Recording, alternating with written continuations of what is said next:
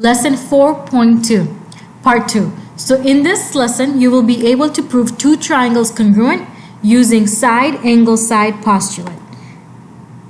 So last lesson, we learned about side, side, side.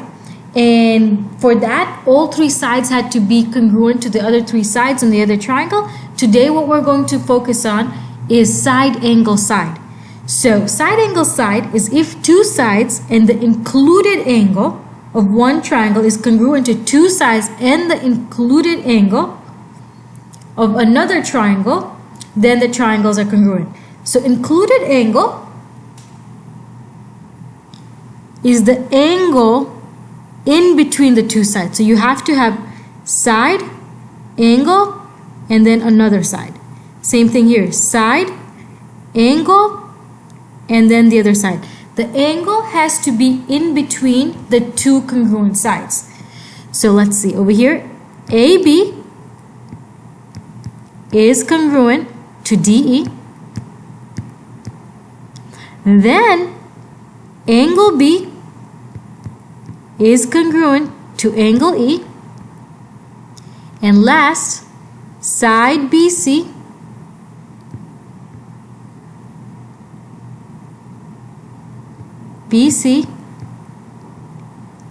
is congruent to side EF.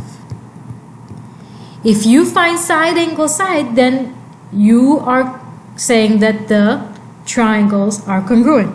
So then triangle ABC, and again, whenever you write these statements, they have to match up. A goes with D, B goes with E, and C goes with F. And again, included means the angle. This is super important. It has to be between the sides. It has to be between the sides for both the triangles. So let's try a couple of proofs. So again, remember when we're doing proofs, mark up your diagrams. Really mark up your diagrams. So the first one, JM is congruent to NM. So JM is congruent to LN. So that is going to be given. That's given to us. Then angle JNM is congruent to angle L and M. So that's given, but let's just mark it up as well. So let's remember when you are marking up angles, maybe draw them out. So look, it's J, M, N. So J, starting at J, M, N. So it's this angle, the angle that just made. And then it is L, L. Okay, it's not cooperating. L, N, M. So it's this angle. So make sure you're marking it correctly. Usually the keys, it's going to be the middle one, and the two letters on the outside tells you where it starts and where it ends. Okay, so those two things are important. We marked it up, we given. So once you're done with given, you always ask yourself, is there anything else from the picture? So from the picture, you're usually looking for either reflexive, alternate interior, alternate exterior, or vertical angles. So again, alternate interior stuff and corresponding angles, they're usually when it's parallel. So over here, there's nothing to do with parallel. But we do have a reflexive. They do share this line, right? They share this line. So when something is congruent to itself, it is reflexive property.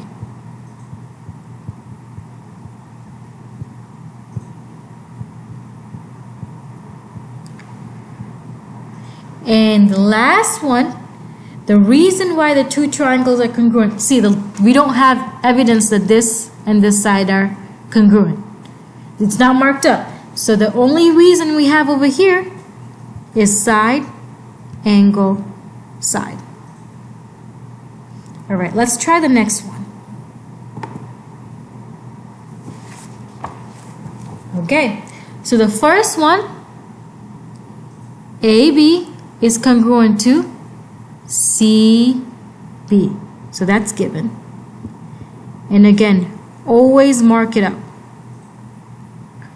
So AB is congruent to CB.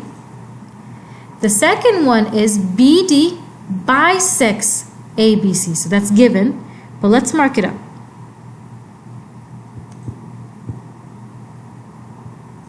So it's saying BD, this line, bisects this angle. So if you remember, bisects means it cuts it into two equal halves. It cuts it into two equal halves. So over here, you're going to mark it up. When it cuts it into two equal halves, you know that this angle is congruent to that angle. So the next statement is saying, why are those two angles congruent? Why are those two angles congruent? They are congruent because definition of angle bisector.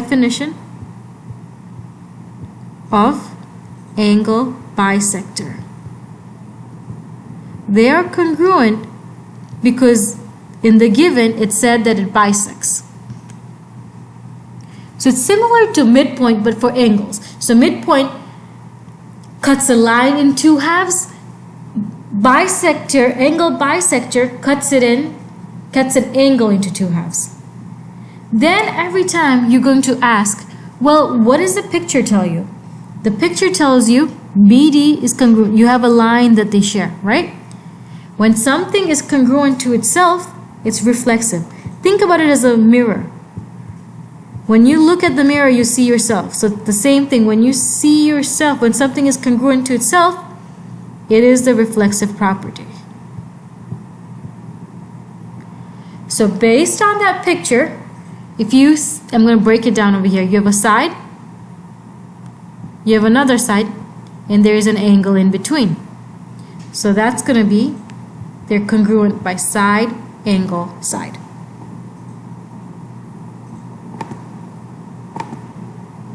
Let's try the next one. Oops. Okay. So V is the midpoint of, is the midpoint of WZ and of XY. I'm just going to draw a midpoint. Okay, so that's given. So the next reason is WV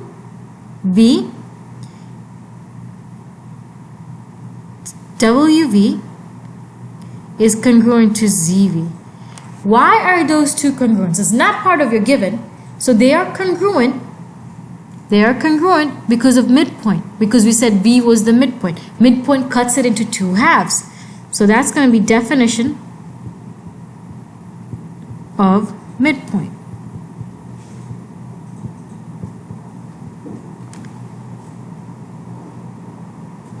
So next one, if you see, it tells you angle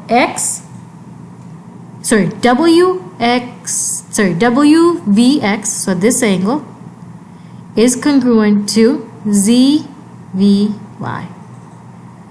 We know from previous chapters, these are called vertical angles. That's why they're congruent. They're congruent because they're vertical angles. Then the next one is XV, so this side is congruent to YV. Again, remember, it's midpoint of two lines. So again, the reason why those two are congruent is definition of midpoint.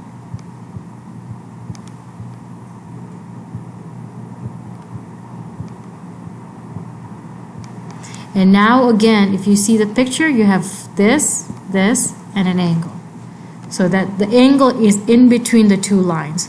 So that would be side, angle, side. All right. And then we have one last one. One last one.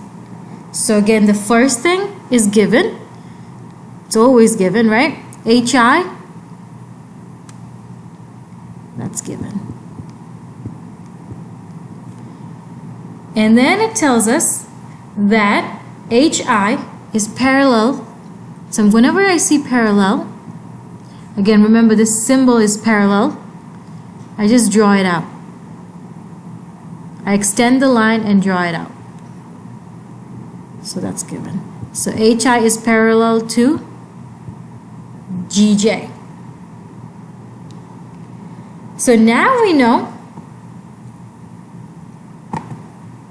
that some of the angles are congruent. So it tells us GJH, so this angle right here, is congruent to IHJ, this angle right here.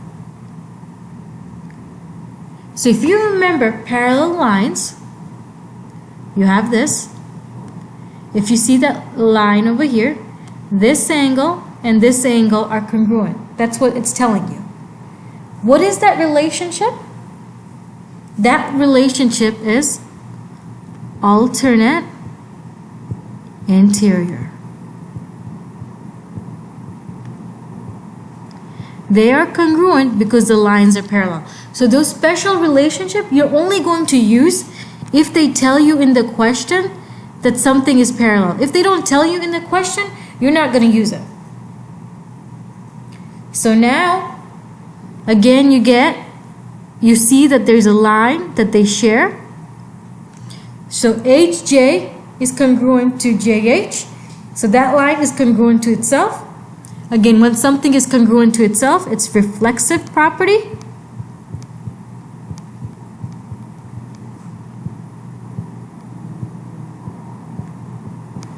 And now you have to see. So I'm going to draw this triangle again. So this side is the same. Then you have the angle here. And then you have the side. And the same thing. The other angle, triangle, you have this side is the same. You have an angle the same. And then you have the thing. The angle is in between the two lines for both of them. So that's going to be side angle side. So we have finished 2 of the 5 ways to prove triangle congruent. The next lesson we will do we have 3 more left. We have angle side angle, angle side, and HL. So we'll end this for now.